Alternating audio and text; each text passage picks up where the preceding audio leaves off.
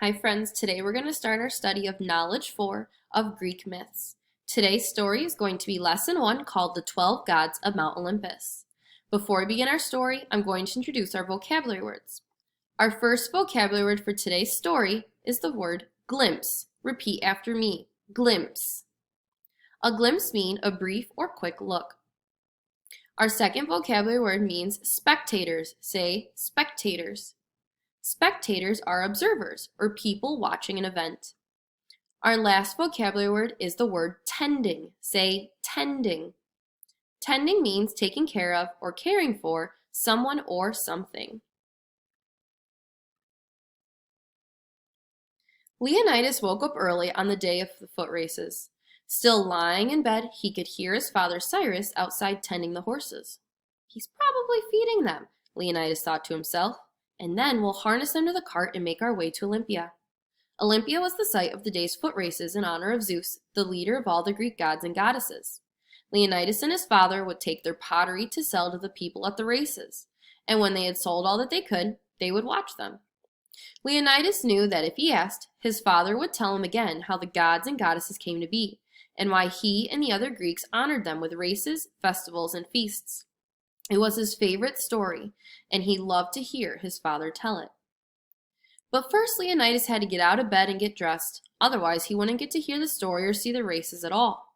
After breakfast, he went outside to help his father Cyrus, who just finished harnessing the first of the two horses to the cart. "Good morning, father," Leonidas said. "Good morning, son. We're almost ready to go. Will you help me harness this last horse?" Leonidas nodded, and together, as the sun burned away the morning fog, father and son harnessed the second horse. Once they double-checked that the horses were securely fastened to the cart, Leonidas and Cyrus finished storing their pottery safely in the cart. Then, taking their seats on a wooden plank at the front, they started their journey to Olympia. After they traveled some miles down the road, Leonidas asked, "Father, will you tell me again the story of the gods and goddesses?" "Of course, son. As you know, we're going to Olympia for the foot races held in honor of Zeus. Olympia is the home of an important sanctuary devoted to Zeus, where we celebrate him and the other Olympian gods and goddesses with sporting competitions. The 12 gods of Mount Olympus are the most powerful of all of the many gods, and Zeus is their leader. Of course, Mount Olympus is actually far away, but this is a beautiful valley, to them perfect for the games." Their cart went over a bump, and Cyrus turned around to check their wares briefly before continuing his story. "These gods and goddesses can sometimes be just like you and me. They can feel happy or sad, jealous and angry, or generous and loving. Unlike you or me, they have special powers to control things, like the seasons and the weather, when and where there is war, and sometimes with whom we fall in love.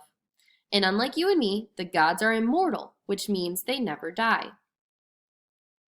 Cyrus paused before continuing on with Leonidas' favorite part of the story. "That's how the gods are different from mortals on Earth. But do you know how to tell them apart from one another?"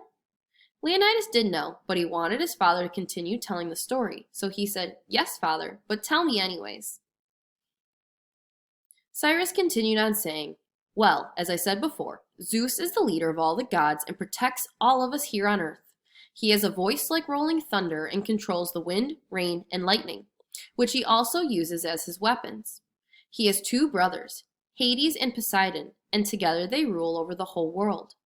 While Zeus controls the heavens, Poseidon controls the sea and rules over it with a trident. When he strikes the ground with his trident, the earth shakes, and when he strikes the sea with it, the waves rise up as tall as a mountain. Zeus and Poseidon are two of the 12 gods who live on Mount Olympus and have thrones there." Leonidas and his father came to a fork in the road and turned left. They could now see other carts ahead of them in the distance, other vendors looking to sell their wares at the foot races in Olympia. "And what about Hades, Zeus's other brother?" Leonidas asked. "While Zeus rules the heavens and Poseidon rules the sea, Hades rules the underworld, or the land of the dead. Hades has a helmet that makes him invisible, so that no one, friend or foe, can see him coming. Hades' throne is in the underworld, where he lives," Cyrus said. "He sounds scary," Leonidas shivered. "Who else lives on Mount Olympus?"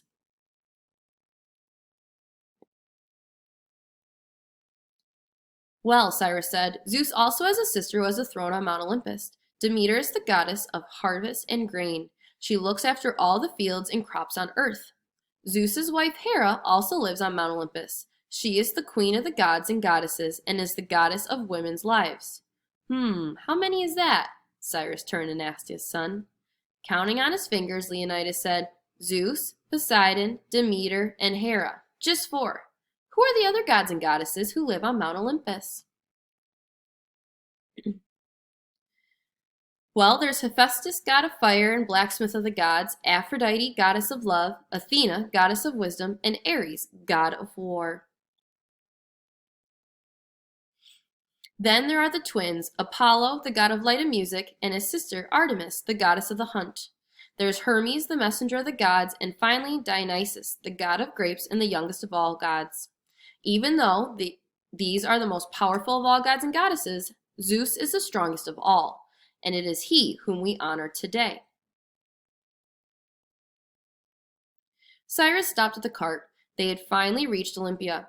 Spectators and vendors moved all around them as the athletes stretched in preparation for the races.